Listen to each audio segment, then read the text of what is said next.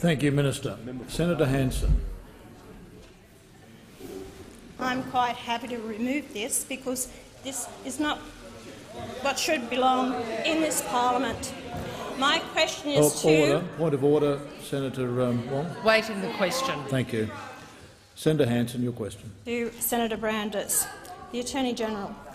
Senator Brandis, in light of our national security of this nation, will you work with the to actually ban the burqa in Australia, considering— Just a moment, Senator Hanson. I need to hear the question, so can I have some order on my left and my right? Senator Hanson, would you commence your question again, please? In light of what is happening with national security, there has been 13 foiled national threats against us with terrorism, 3 that have been successful, and Australians have lost their lives. Terrorism is a true threat to our country. Many Australians are very much in fear of it. Order. What I would like to ask on behalf of the Australian people, considering there has been a large majority of Australians wish to see the banning of the burqa. Our 2 former Prime Ministers, Julia Gillard— Senator Hanson, the time for asking the question has been expired. Order on my left. Senator Dastyari. Senator Dastyari. And Senator MacDonald. Attorney-General, Senator Brandis. Thank you, Mr President. Senator Hanson, no, we will not be banning the burqa. Now, Senator Hanson, I am not going to pretend to ignore the stunt that you have tried to pull today by arriving in the chamber dressed in a burqa, when we all know that you are not an adherent of the Islamic faith.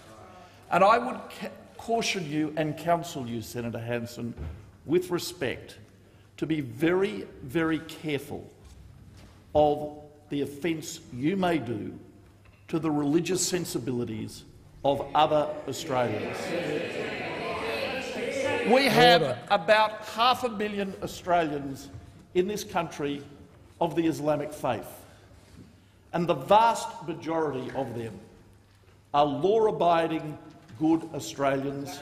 And, Senator Hanson, it is absolutely consistent with being a good, law-abiding Australian and being a strict adherent Muslim. Now, Senator Hanson, for the last 4 years I have had responsibility preeminently among the ministers subject to the Prime Minister for national security policy.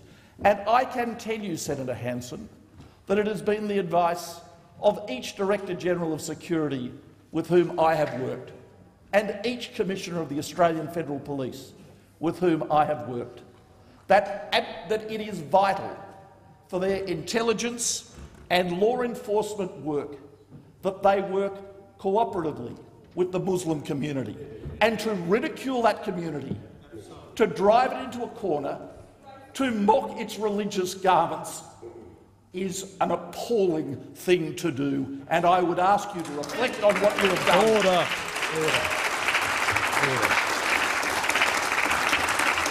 Order.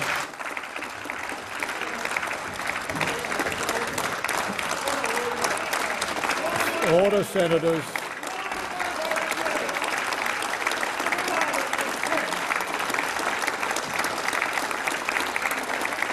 Senators on my left, please resume your seats. Senator Wong, on a point of order. If I could, by leave, make a very short statement. Is leave granted? I think the Senator Hanson-Young, are you objecting to leave? I'm not Senator Hanson-Young. No, please Senator address Hanson, me. my apologies. Are you objecting to leave being granted? Yes, I am. Well, leave is not granted, Senator Wong. Senator Wong, leave is not being granted. A point of order, Senator Wong. Point of order. I make Senator a Hanson, point I'll listen to a point of order order first. Point of order, Senator Thank Wong. you. My point of order is this. If I had the opportunity, I would move to congratulate the Leader of the Government on that statement. Well, and I make this point on behalf of all of us on this side of the chamber. It is one thing to wear religious dress as a sincere act of faith. It is another to wear it as a stunt here in the Senate chamber. Senator Wong. Senator Hanson, are you asking your supplementary question? Or My supplementary question is: Supplementary is the Attorney-General aware that the The burqa is not a religious requirement at all. My question is, will the Attorney-General then ban the burqa in this House for in future as a security risk? And also the fact is that the people of Australia have the right to see the face of a person that they elect to this parliament, and they are the person who is actually going to be making decisions in their parliament on their behalf. Thank you. Before I call the Attorney-General, it's in the purview of the presiding officers, not the Attorney-General, to determine what happens as far as security is concerned within Parliament House. The Speaker and I have made arrangements that anyone who enters this premises with their face covered by whatever means is clearly identified prior to entering the building. And further, the first thing I ascertained when you walked into the building dressed as into the chamber dressed as you were, I wanted to ascertain who you were, and that was verified to me. I make no further comment about the dress that you wore. Attorney-General, do you have any comment that you wish to make in relation to that matter? Attorney-General. No. Thank you. Senator Hanson, a final supplementary question. I will. If a person who wears a balaclava or a helmet into a bank or any other buildings or even on the floor of the court, they must be removed. Why is it not the same case for someone who is covering up their face and cannot be identified? Will the government make changes to these laws? Attorney-General. No. Thank you, Attorney-General.